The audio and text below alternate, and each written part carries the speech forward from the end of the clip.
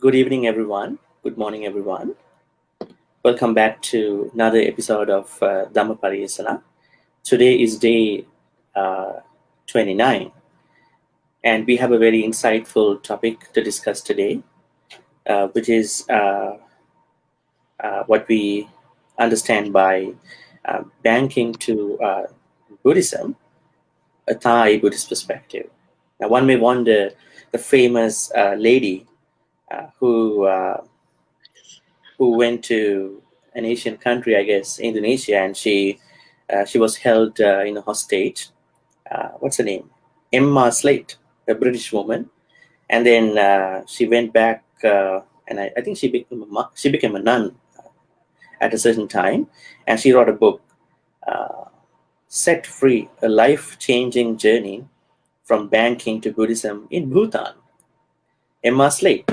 And in our case, our guest, Samsuk Padmasthana, who's a great lady from Thailand, she's gonna share with us about her experience. She was a Buddhist by birth. She was not like Emma Slate, but she was involved as a Buddhist practitioner in different capacities after she made her transition from being a banker who served in the banking sector for a long time, 20 plus years. So we wanted to discuss what she has to share about her life, especially the career, and then the time that she's been spending now. Let me paraphrase our guest today, Samsuk Padmasthana. Samsuk earned a BA in economics from the Illinois State University, Illinois, United States, and an MSc from, I think I pronounce properly, Sasin Graduate Institute of Business Administration of the Chulalongkorn University, Bangkok, Thailand. And she additionally completed Abhidhamma studies for long, I think 7 years program, conducted by the Chulalongkorn University, Bangkok. I think the main branch is in Ayutthaya, and they have a branch in Bangkok. And she held several senior positions at reputed banks, Standard Chartered Bank, and I don't know how to pronounce this, Bank Indonesia, I guess. Suez. I'm sorry? It's a French bank, Banque Indo-Suez. Is Okay, it called Banque Suez. Indo-Suez? Okay, it's a French bank. Okay. Yeah, she has quite a long time career in bank history and these financial positions, and she started her practice as a Buddhist by birth, but she deepened this practice after she left banking career. And I'm very happy to welcome you, Samsuk. Very happy to accept the invitation. Thank you for joining. How are you today? Fine. Namaskaram, Bhante. Thank you. I'm fine. Okay. So without further ado, Samsuk, our topic is banking to Buddhism, a Thai Buddhist perspective.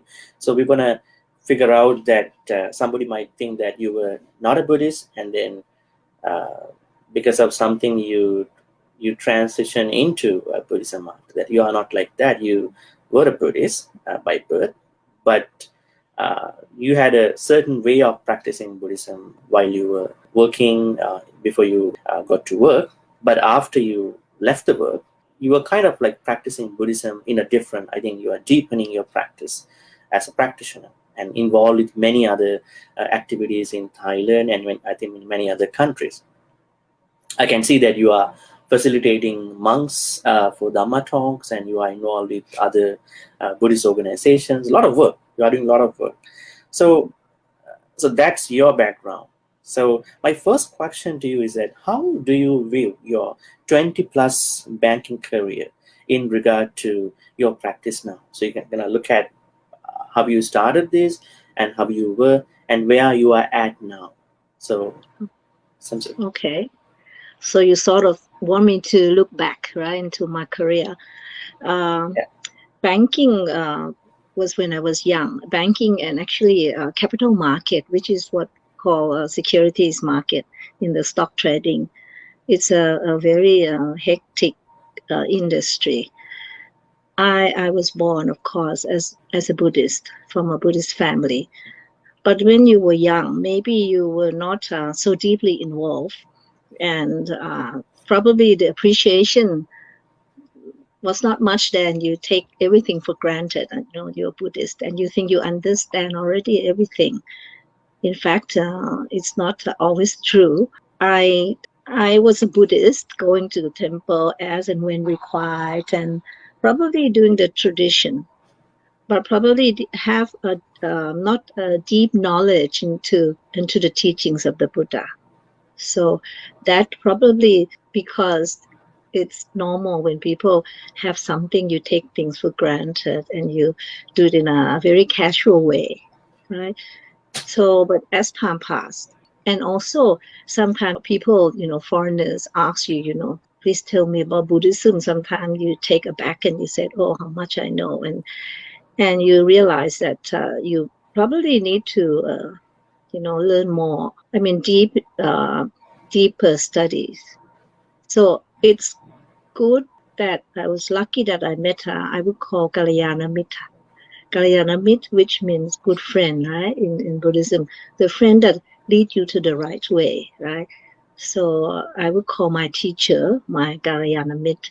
She's a lady, and her talk was very thought-provoking and got me going to reading. I was fond of reading more and more books in Buddhism. In fact, when I was young, I was not that interested. I was interested in reading like other kinds of books, spies book, love stories, that is without essentials. But when I got to know this Kalyana Mitta, I would call Kalyana Mitta, so the people at home would know Kalyana Mitta is a friend that lead you to the right direction. So I started to read more and more and become a practitioner, probably in the later stage of my life, and also, of the banking career. And also, when in your experience in banking, if you have more than 20, 30 years of banking, you've gone through so many crises, banking crisis. The crisis, it was caused by external factor, not because of your own doing, but impact your business, it impact your lifestyle, your working. So it was difficult to cope. But when you meet this friend and introduce you to meditation, it helped. Introduce you to some books, I read. Once you read more, you find that you want to learn, to find out more, not casual knowledge anymore. That's the many 20, more than 20 years of banking. Great. So, Yes. there are people who think that I don't want to get into Dhamma until I get old, because now I can work very well. I wanna earn a lot of money as much as I can, especially when someone is able to get into kind of a financial life, and if there is a bunch of procedural positions on the way, they won't. Some of them might not want to think about the Dhamma, but in your case, I don't think you are not someone like that. You were practicing Dhamma in a different way, but the only thing happened was you deepen your practice after you left your career. Okay, next. Probably, yeah. I would say that probably in the early stage of everyone's life, maybe your goal was to make money, right? You want to make money and to build a strong foundation of your financial backup. But sometimes people get carried away, right? You could get carried away. The common pursuit that everyone has. Yeah. Right.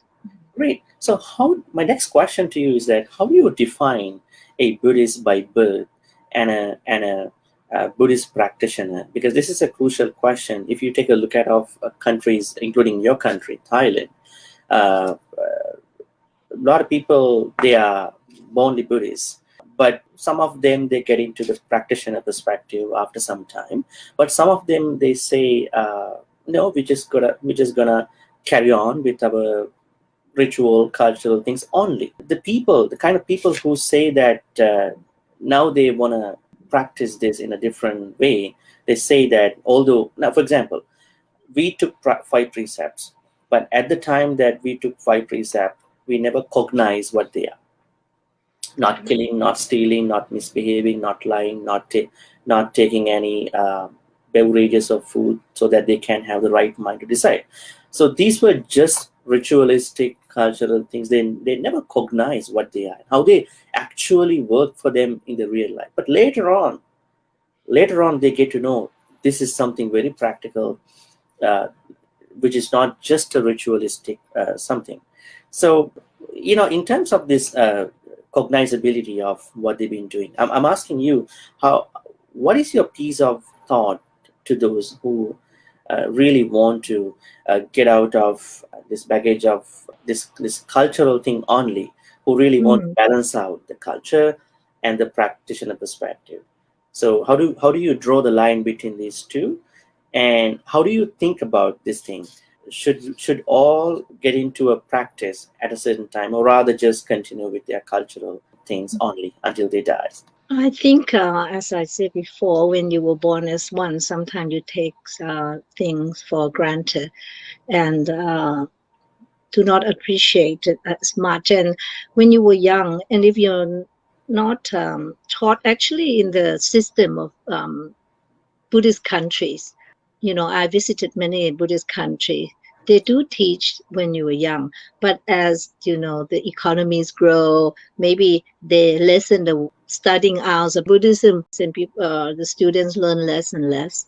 I see that countries like Sri Lanka or Myanmar, they do have Sunday school. They do put a lot of emphasis when you were young. You were taught that way, but same as in Thailand in the past. But then later, the economy grow, our country is developing, and then people thought that when you were born Buddhist, it's easy. But as you said, they don't really practice as a Buddhist sometimes. Even 5 precepts, they don't observe, right? And they don't understand why you need to observe 5 precepts. No one to teach them that when you damage others' life, that you would not want that to do to you. So why would you do to others, right? The same thing when you taking other people's possession, stealing. Other people also work hard in their life, just like what you do, but you just want a short way out. You take things away from them. You wouldn't want that to happen to you, right? So you should not do the same, right? The same as other ones of the 5 precepts. So if they understand and if they reflect that you don't want that to happen to you, but why would you do that to others? If you want to do that to others, isn't that a selfish way of thinking? Is that unwholesome? Unwholesome, it's akusala, right? Kusala and akusala. So as a Buddhist, you should not do anything that unwholesome in your life. But you were not taught, were not emphasized hard enough in maybe, and that's why some people do. So when you were born, you just thought that it's a ritual thing, You go to the temple when it's necessary, when someone die, or when maybe Visakha, and then you go doing 3 rounds. But you don't really understand or deepen yourself into the meaning, right? Sometimes you just go because other people go, and sometimes you even, chat 3 rounds, and I don't know what you get out of that. You don't contemplate, you don't be mindful of your action, because sometimes when you were born, you're not really practicing. But when you become a practitioner, you learn, and you are taught to be more mindful. You learn meditation, and you learn that how to be mindful. So you'll be more conscious of your actions, right? I'm not sure whether I get to the right point of your questions or not. When we look at the famous Buddhist subjects that we all talk in modern day. We get to know that compassion and mindfulness, they are two of the bigger topics. Correct. If you take a look at people, I mean, not even among Buddhists in the whole world, we can see that what people lack is compassion, and mindfulness is kind of a thing that helps us to locate how we're going to do that. So don't you think that this is a big topic, but I just want to kind of reflect on this thing too. Don't you think the way that how the Buddhist teachings are being taught in places where someone is instilling them at an early age, not that updated to the context that they will feel comfortable to practice? Like, let's say we teach kids and teenagers the deeper topics, but they never sometimes find out the elements of those teachings exactly in the present society. What if that we teach compassion and mindfulness in simple ways, especially when they go to school, how they practice mindfulness when it comes to their studies, compassion when it comes to relationships with other students without being jealous, without being angry. So these are the fundamental issues that we all have, not the Eightfold Noble Path in the first place. We should study Eightfold Noble Path. Simple. Right. Yeah, if you go to a certain Dhamma place, they teach all these bigger topics. But once the students graduate, but they don't know how to incorporate these deeper, higher teachings in their daily life. So this is where people get stuck. So I was just wondering how we can find out a practical, non-offensive way to teach Buddhism, so that I think this cognizability between those people who are Buddhist by birth and who wanted to become real practitioners at some point of their life will kind of cross the path. That was my plan. But I think you delineated that really good. Yeah, please go ahead. No, I just said that when you teach them when they're young and use the daily practice, helping others, being compassion, like as you said, loving kindness. You probably when you were young, you teach them that you want other people to do to you, but you have to start doing it to others as well. Right. It's like the golden rule in Christianity, right? Right. Don't do that you don't want others to do to you, right? So that's a very good way of teaching. Yeah. And also it's good if you start first, right? And teaching the children to be mindful and to have that kind of habits when they grow up, it would be very good for them to be mindful of that from their thoughts onwards. Sometimes you may not, but it starts also with your thoughts, right? If you don't have the right thinking, if you're jealous, right? You want to take others, people think you're jealous of your friends and all that. Then what damage can it be? You are dwelling yourself into the unwholesome thoughts, the negative thoughts. Teach them to be positive, to have mudita, to enjoy.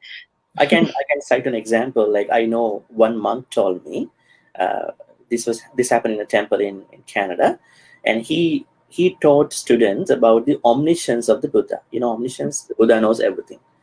So even though we know it by theory, and he taught this in a Dhamma school, and one girl raised her hand and she said, "Venerable Sir, I think Buddha knows something, not everything."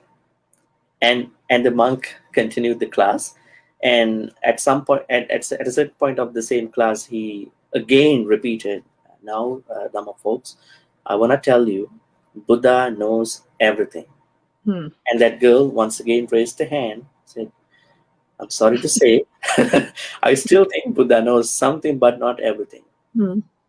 And at the end of the class, and the monk was asking, "What's your feedback or everything in common?" She said the same thing. And he got angry. The monk got angry because he came from Sri Lanka and he didn't know, because nobody questions him, right?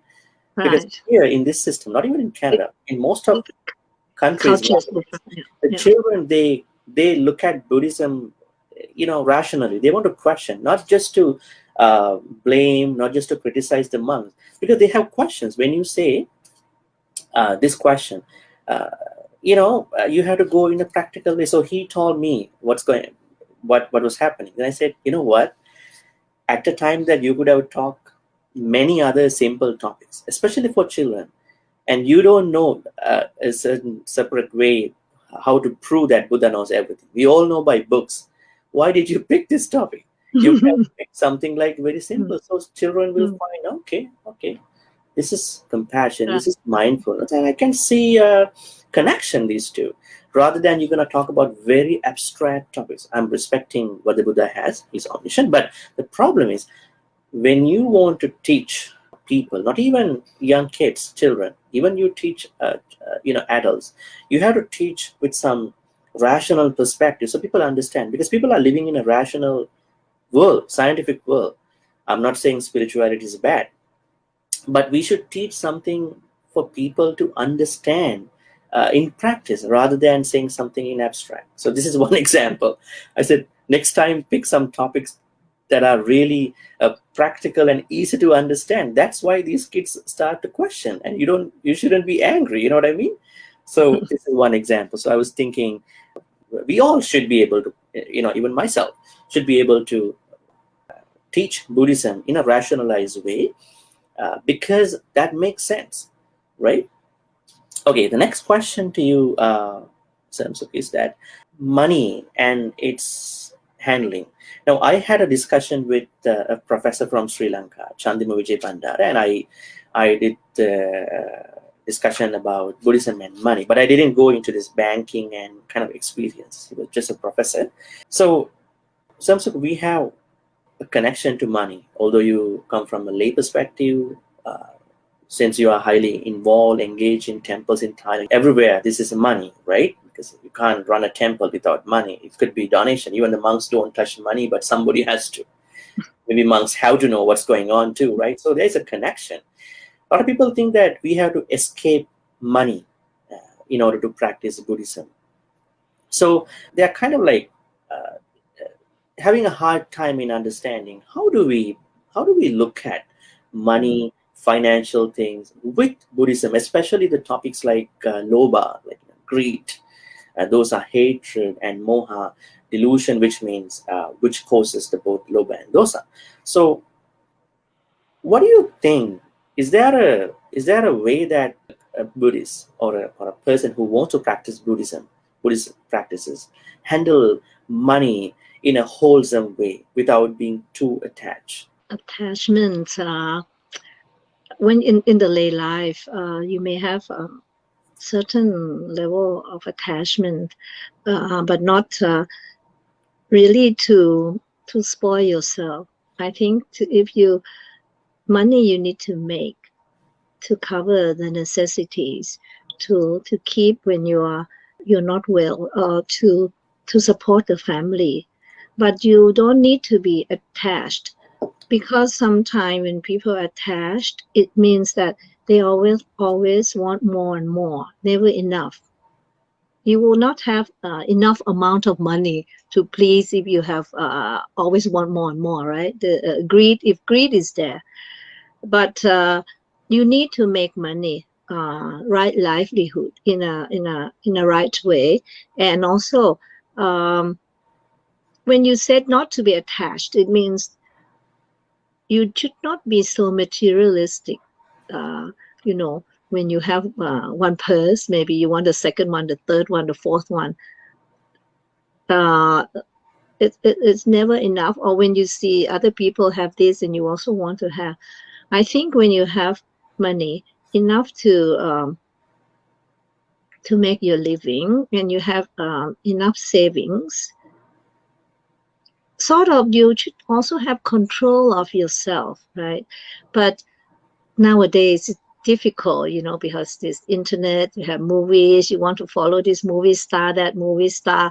When you were young, you want to, look good, look like that movie star and all that. And it's never enough. You will see later that you would overspend. When you overspend and maybe you are living beyond your means, maybe you're making only A, but your need is A plus plus plus plus, right? So you're living beyond your mean. That's why that when in a bigger picture, it causes so many financial crises. You will see that at one time there was a financial crisis in a big country, like securitization, right? You probably it's difficult to explain, but it's the mortgage-backed securitization, right? You have one house, you put on mortgage, and then they bundle it up, and then they sell it, and then you probably take up another mortgage, because bank loan was easy, but you don't realize that your income cannot be enough to service all those loans. So you leverage yourself, you borrow more than you make, right? So when it comes to the crisis, the value of the properties come down, and you have to sell this and sell that, and you cannot cope with that kind of disappointment, right? When you are so attached, you will always have a disappointment, because you cannot have unlimited level of income when you have unlimited needs or unlimited greeds, right? So that's why it causes so many crises. And when people are in that situation, sometimes they don't know how to get out of that situation. And if they realize and look back, they would know that that happened because it's causing them to be in that situation because of their own greeds, right? Their own lobha. So you can have attachment to money, but to the level that it covers your necessities, and you should also have enough savings, and you don't forget to have generosity, right? In Buddhism, dana, generosity, is the very first thing, right? If you are able to share to others who are in need, I mean, not to really trouble yourself, right? To have excess, and you can share. I mean, after, of course, taking care of your own parents or the relatives that you need to look after. That is what is taught by the Buddha. But I believe that if you can share and be generous to support others who are in need, you will find also you will find happiness in that. Not only happiness in the material things, one car is not enough. You want second car, third car, fourth car, fifth car, but you can only drive one car, right? So when you have limited uh, uh, greeds, or not greeds, I would not say greed. When you have a limited attachment to cover the necessity, you know that you need to make money for your living, right? So money is still important in the lay life, but not like in the Sangha life. And if the people, the Buddhists who learn the Vinaya, they should support for the needs of the samana, right, of the bhikkhu. If the bhikkhu is in the right direction, right, it's pariyatti and patipatti. If they teach and if they practice samana dhamma, then you should provide for. So that's why, as a monk, you don't have to be attached to money, because we provide for enough, and because you have lower needs or lower expectation. But in lay life, sometimes people have too high expectation and too much of material things. So the question, Yeah. the question is, this is kind of like more philosophical. Like, is there a way that people can consume material things, including money, without attachment? Like, people might say that it doesn't matter how much you have or how much you're gonna aim at, because it depends on your skills, right? There may be someone who might be poor during the whole life. There may be someone who can improve oneself. There may be someone who is bornly rich. Right. So the kind of like amount of money that they are handling could be way up or way down. So someone might ask a question: if we get to the bottom of this question, is there a way people can consume use material things, including money, especially that's the top of that material things, without attachment? Is it the way that you look at the money? Money doesn't have attachment, right? It is you make attachment to the money. So is there a way people can use money and this financial life without developing attachment? So how can that be possible? Like you, someone who is handling money for 20 plus time, but you did not deviate from your spiritual life. So so that is one example. So how do you give kind of an advice to kind of these Dhamma folks to look at the use of money without attachment thing? The use of money, I think when you have some material things, you should make use of it as much as you can, not just superficially. You want this and you finish it when it's still useful, and you go on, want the new one. I think if you don't want to be too attached, you have to lower your greed, and then perhaps you don't you don't think that money will buy you Everything. everything. Yeah, everything. Spiritual life is important. You may not face anything now, but I think if you learn, and it's also good to teach your children, because if you are so attached to money, then you develop the kind of habits for your children as well. How do Right? we draw the line between so attached and kind of concern about money? Because you say money can't buy everything, but money can buy many things. So people might say, Buy you comfort, yeah. yeah. So how do we draw the line between what do you call, you say teach the kids about this thing, to think differently. So Correct. how does someone understand this with a wholesome understanding perspective? We need money just to live, not to be caught up in a kind of a picture where nowadays people get to see internet, Right. um, oftentimes. So they're kind of looking at people, billionaires, trillionaires. This didn't happen before. So they kind of like, they either get jealous or they either get motivated, they either get bombarded with all these things. So how do we nail down at this point? I think you should not dwell yourself too much and comparing yourself with other millionaire or billionaire, right? In your life, you have to also try to think of the happiness in life, right? The happiness is among family, among friends, and the enjoyment. It doesn't have to be the happiness from having so much, right? How do you draw the line?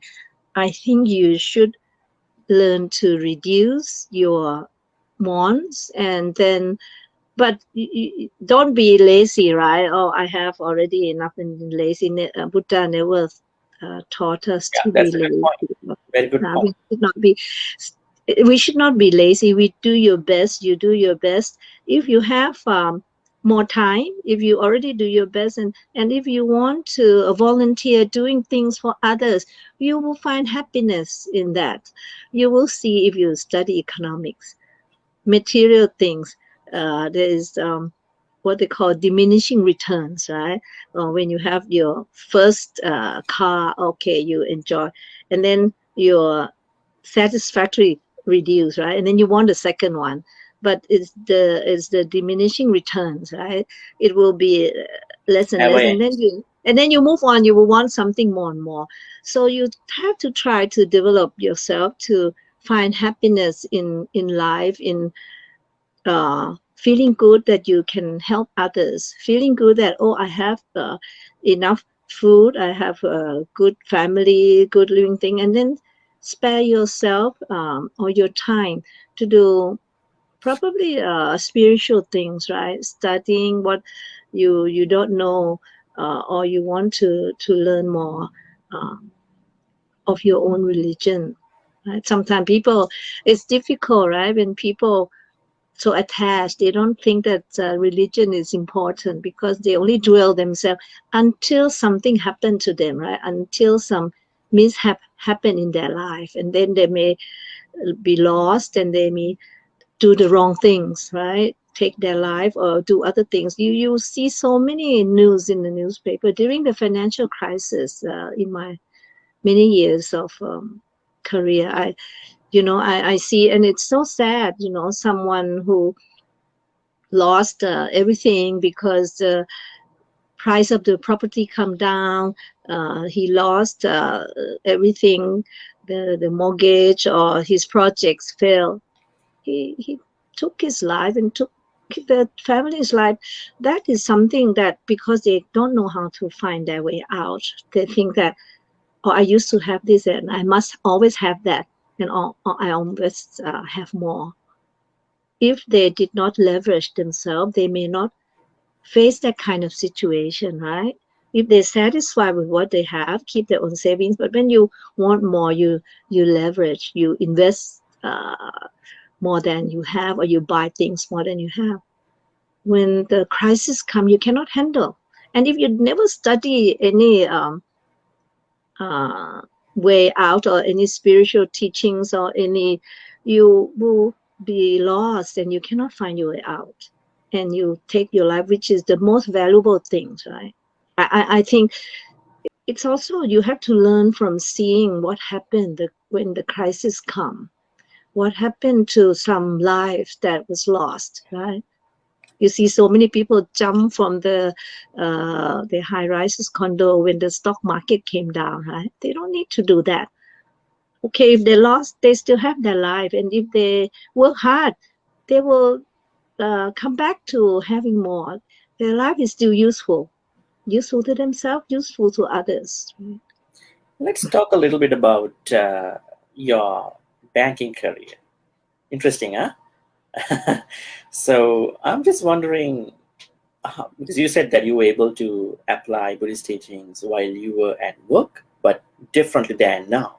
So I'm just kind of wondering, how were you able to practice Buddhism during your career? Would you mind giving some examples? What did you do in terms of Buddhist practice, and how did it go? I know you started your banking career from Bank of America, and then you slowly, gradually, moved to other banks, to Standard Chartered Bank, and so on and so forth. So I'm just looking at how were you able to practice, and what are the things that you were able to do differently than now? When you become senior in the position, then you can apply the teachings of the Buddha. I mean, because you're managing the younger teams, and they don't know, they don't probably don't observe precepts and all that. Probably you try to also teach them, but it's not easy, right, to teach them in the work life. But you use also your loving kindness, the compassion, to make your team to be less stressful.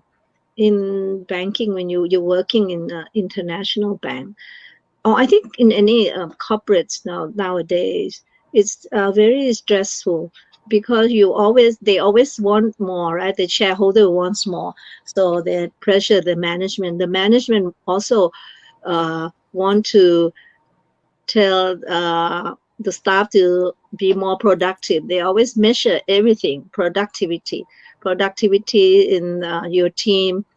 So you always been told the higher goal, when sometimes the resources is the same. So people are very stressful when they work, right? Because they are expected more and more. I think this is very normal in everywhere, particularly in the Western world, right? The expectation, the higher productivity. And sometimes when they don't realize that you have the same capacity, but the expectation, the productivity, you always want more. People cannot work like a machine, right? So sometimes you in between, when you are senior management, sometimes you also need to to feed that back or to reflect that, to higher that. You cannot always set higher goal when the capacity is the same. Because this is not really from the senior management. They are also being pressured, from the shareholder. They always, everything is measured by the returns, by the productivities. You just have to try to do your best, and you have to teach your people to also do their best. Not, they have their objectives that they need to meet, right? So they need to work towards that objective, not being lazy also, because they also have a objective, and they also need to realize that now it's good that you have the job, right? You have money to take home for your family, so you cannot be lazy. So this kind of teaching to reflect to the younger ones is also important, and to try to have empathy for your staff, so that you can build a stronger team. You can build a caring society, a caring culture in the corporate or in the bank that you work. Actually, many banks they do have that code of conduct, but sometimes people deviate from the code of conduct. You also need to have empathy, and you have to share that with the younger ones. That would help them also into handling the customers, right? When you're under pressure, people get moody, people get upset when they work long hours, they're so stressful.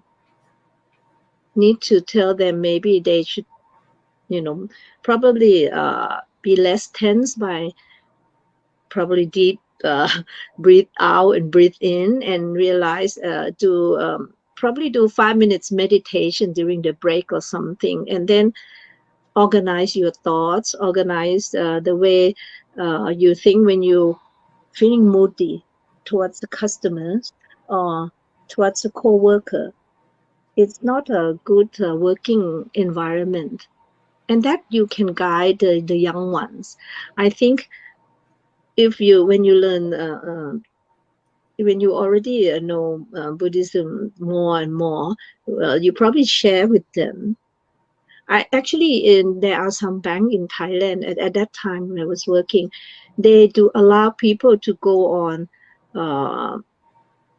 they call like a meditation retreat for 5 days without taking that as annual leave, because they find that when those people come back, they come back fresh, and they come back with positive thinking. They are mindful, but it's not long term. Every year they need to go back and refresh. I think that helps. Some banks do have that. So I think when you practice the Buddha teaching, you learn to have compassion, you learn to have loving kindness, and you can show they said you walk the talk, right? Like when you're in the business, you have to do the same for your staff to follow. Samsuk, this question looks like very interesting, but not a lot of people don't ask this. We all talk about right livelihood, samma ajiva in Buddhism.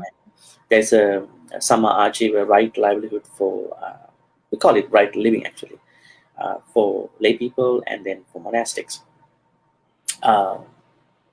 Do you think bank sector, financial places, they are good places to practice 5 precepts? Can people who work in there can practice 5 precepts really good, or is it a difficult task? So with that, I want to bring you this thing, like every work in modern days involves some kind of a non-virtuous, like a gray area, like kind of like market the products and sort of disillusion, blind, those kind of stuff, deception, swindling, right? So, but people can't help not applying, not getting to those jobs too, because they have to live, right? So how does someone understand this thing? Is it in a way that, okay, this is a job, I know this has happened, like going for a job in a tobacco company, going for a job in a place where animal products are being done, going to work I don't want to mention all these jobs, in a sort of company where they see on the surface that this is not virtuous on the surface level, but they have no other way to go ahead. So what is your piece of thought for those who trying to understand how my work aligns with Yes. my practice, or the practice, the Dhamma things that I see on the books? Because I can see a lot of things. You can do this, you can swindle, you can deceive people.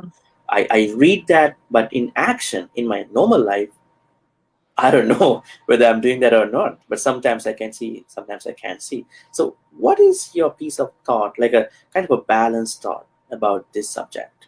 I think we have to look at also the smaller picture in our workplace, and also the bigger picture, right? Livelihood. There are certain Samma Ashiva. You can have, you earn your livings in um, the right way. You don't tell lies, right? You don't oversales, like you said. Actually, in many organizations, they do have that kind of code of conduct. You don't lie to your customer. You so that you get the sales. Your performance is higher because you lie to this and that. And you, like, for example, like some people work on a commission, right? And you just you don't do you so that your performance is always higher. But when you lie, then it's not right livelihood. And you use the right language to the customer. When anything that is risk, you have to tell the customer this is risk. But sometimes, if you don't have the right livelihood in your mind, you may hide some facts, right? Just so that you can achieve the sales. That is wrong.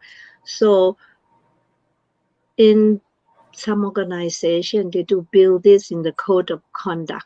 This is the organization. But if you look at the big picture, in banking, there are certain business that we will not finance, right? Or we will, for example, certain project, there is what they call equator principle in the banking. The central bank have to prescribe by the agreement of the World Bank, the bigger picture, because that's the equator principle is for banks to do like project finance. They have to scrutinize whether that project is harmful to the society, is damaging the environment.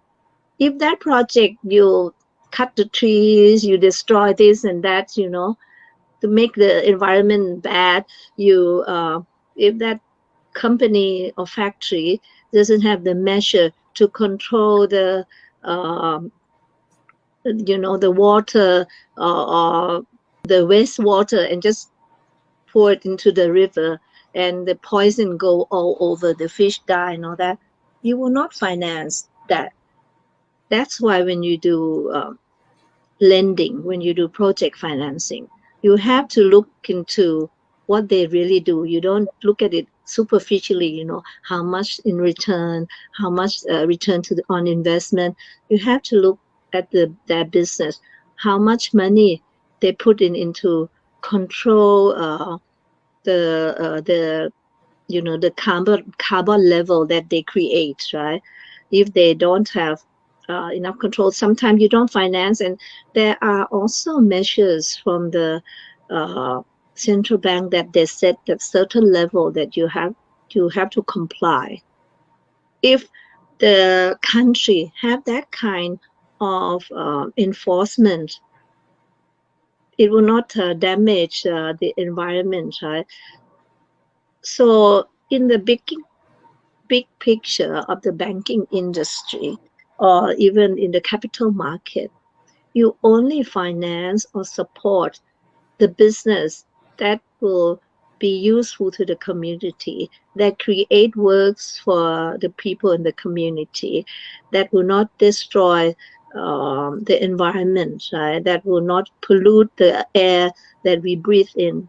Because if we don't have that kind of concern, or the banking don't have that kind of concern, we will have bad, pollution. The pollution will be higher and higher, and it's bad for the society, for the community. That's why I said that's a bigger picture. Sometimes, if you don't have that in mind, the company, don't put up the machine to drain the water or to control the level of the pollution, because it's cost it high in their investments. If they don't have that, you don't finance. If they can finance on their own, but they should also meet the industry standard that is controlled by the Ministry of Industry.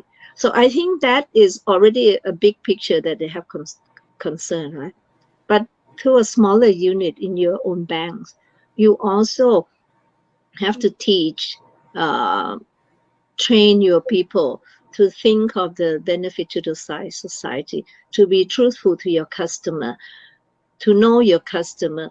That also to avoid any fraudulent or any business that is, in the black market business.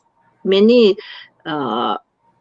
countries do have that certain things you will have to be watch out for, whether they are that industry abusing, have workers that is underage, or labor that is abusing the owners, abusing. So that kind of control, you have to go and look. And if you have that in mind, I think you would have a pleasant community, right, to be in. So the workers can be happy that a lot of codes of ethics are in place. So I mean, they can understand that these are in place. So we are not 100% doing something non-virtuous. Thank you.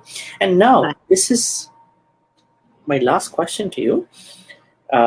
You said that banks are, of course, competitive. There's huge competition going on because they are working with money, far and wide.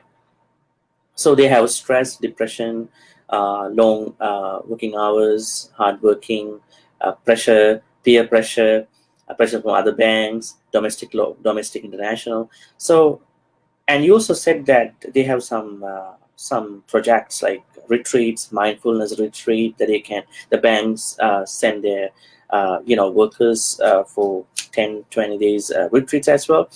I wonder whether this happens in every bank in the world, but in some places.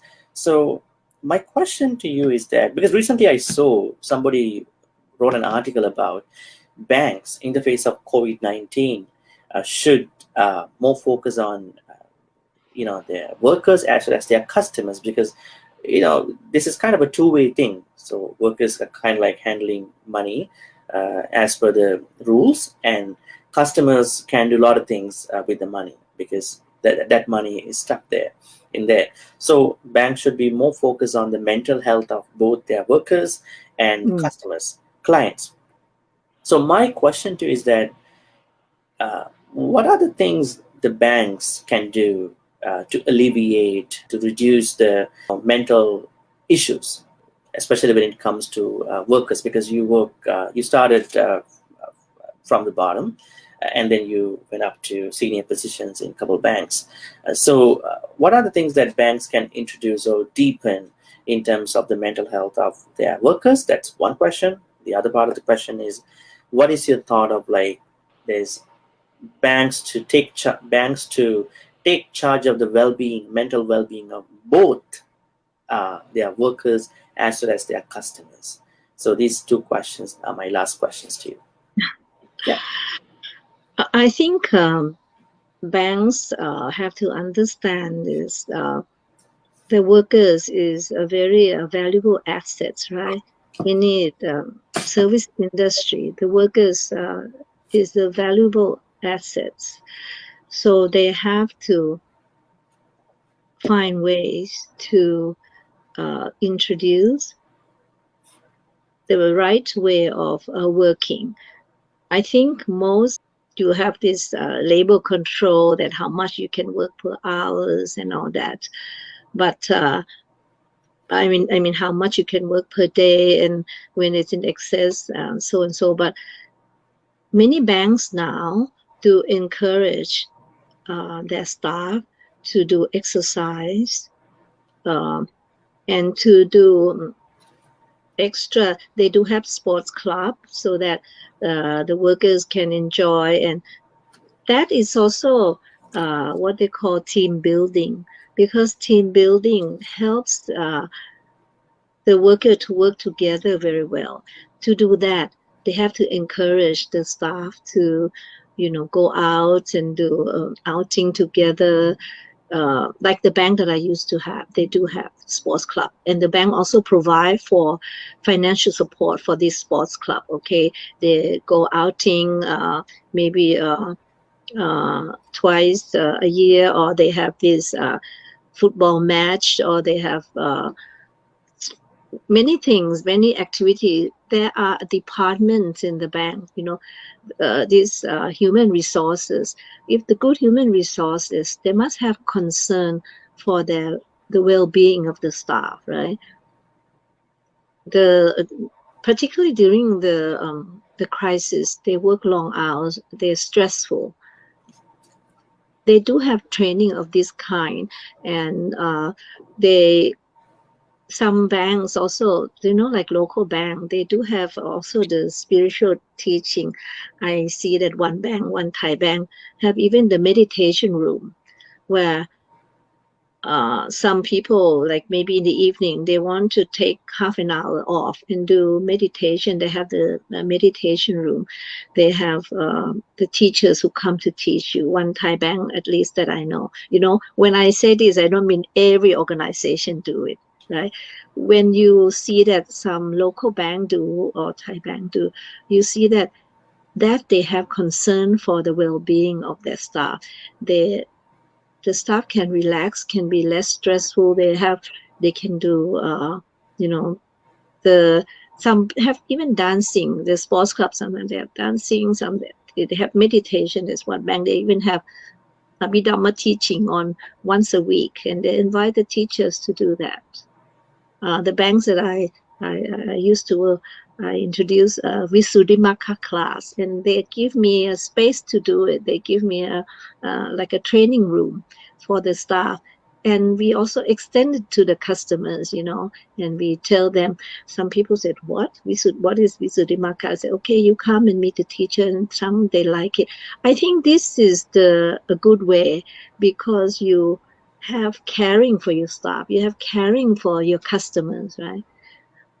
As far as the customer is concerned, on the health or the well-being of the customer, some banks do have this kind of training. They have people come and give a talk, on the health or the benefits of keeping fit and all that.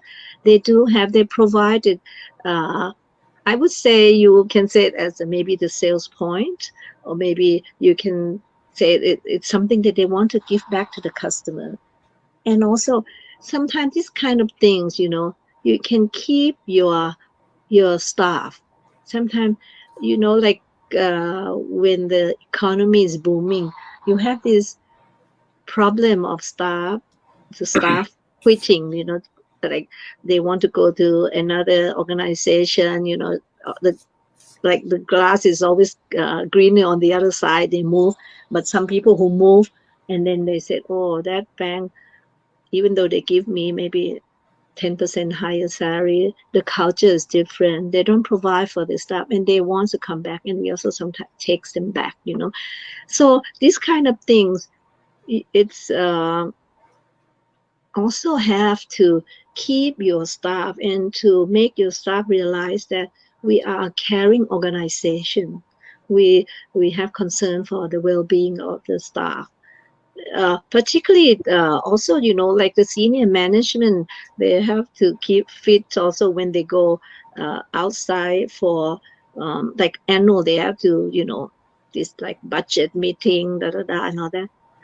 They also provide 1 day or half a day that you do exercise, you do yoga. They have yoga teacher, and they have the relaxation.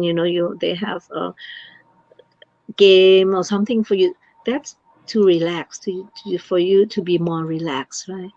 And So one of your, yeah, go ahead. yeah, And like one I of your think it interests is very good. yoga too, Pardon? right?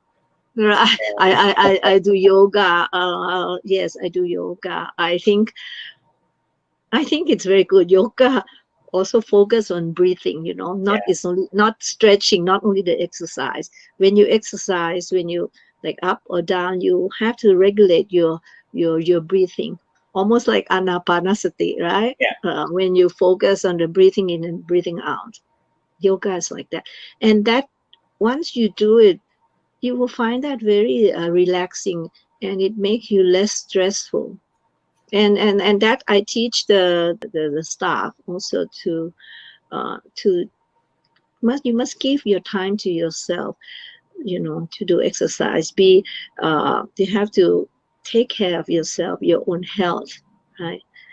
Not like some, when they're stressful, so much, people just quit, that they don't care, and they say, oh, I want my life back, I cannot work until midnight every day and all that.